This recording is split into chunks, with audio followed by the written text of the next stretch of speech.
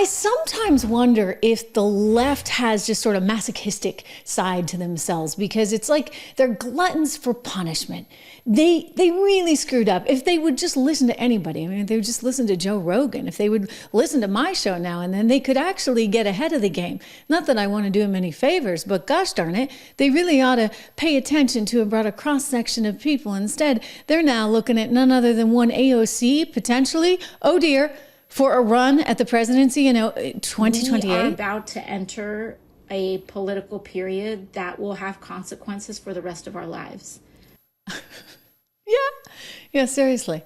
Okay, so this is according to a new article in The Hill. They're looking at who could possibly be in the running, and believe it or not, they're talking about some people that, well, frankly, I just wouldn't be talking about. AOC being one of them.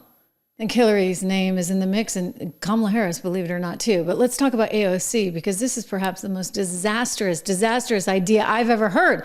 And yet they say, oh, she would be great because she, quote, can cut through the BS, and she tells it like it is, according to some strategists. Quote, she's somebody who can cut through the noise and doesn't talk like Washington. She would be a magnet for young voters, they write. I'm not so sure about that. I mean, you look at what happened in Queens, and she couldn't even really hang on to the district there. I mean, overwhelmingly, we saw this real shift with voters in her district actually voting for none other than Donald Trump. So AOC, I don't think it's going to work. I don't think this stuff is going to work.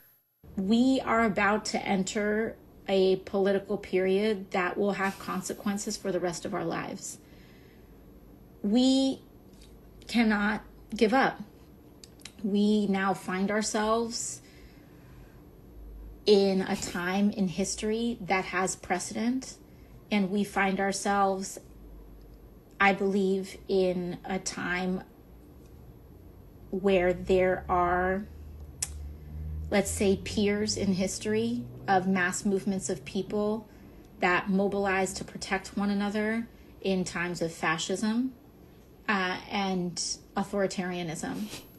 And this is the era that we are poised to enter. She sounds like The View. Donald Trump has talked about turning the military on U.S. citizens that he deems his domestic political enemies.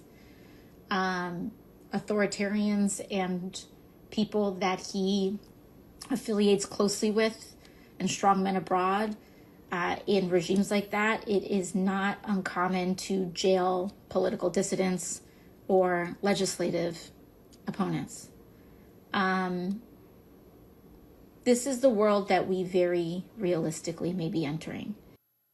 Really, because I actually feel like it's a little bit the other way around. I mean, think about all those cases, right? 2 federal cases. Jack Smith, he just got sent packing. Think about those cases. Think about Letitia James trying to bankrupt Donald Trump in the city of New York. The state attorney general, Letitia James, who, by the way, any day is going to get her case thrown out. Think of what she did. Think about what Fani Willis was doing. Think about the effort, if you ask me, to coordinate on seemingly a national scale, even though they won't admit that, between these states and whatever the feds wanted to see accomplished. Alvin Bragg, his case disintegrated before our very eyes. So it kind of seemed like there was an effort to go after their political enemy. AOC, you and your crowd were going after Donald Trump. And now we have learned, I'm going to play this on a little bit later in the show, that they were going after not just political enemies, obvious ones like Donald Trump, but people within the business community. They were trying to debank them, according to Mark Andreessen, who runs Andreessen Horowitz, major private equity tech firm, really smart guy investing in all kinds of new technologies. He was just on Joe Rogan's show, and he said this is what they were doing. And then you get the Coinbase CEO, who runs a crypto company, coming out and confirming it. And so now they want to get to the bottom of this. And when I say, this is not about, for example, some kind of retribution, when we try and figure out what was going on, we actually need to know. We need to know because we can't allow this to happen again. Because here's AOC saying that somehow that we're going into a fascist state. Listen, we were in one. I hate to break it to you, but that's exactly what was going down. And I also hate to break it to the Democrats, but if they were smart, they would look and see what folks in the middle, frankly, I consider myself in the middle. They're the ones that are positioning me more and more right. And I guess maybe I am more and more right, given that they're so bonkers that one can't actually agree with them on anything. Listen, Queens is going right. Queens is going right. So I would not recommend AOC. I mean, you guys do what you want. I think it's terrific if you go with her in 28.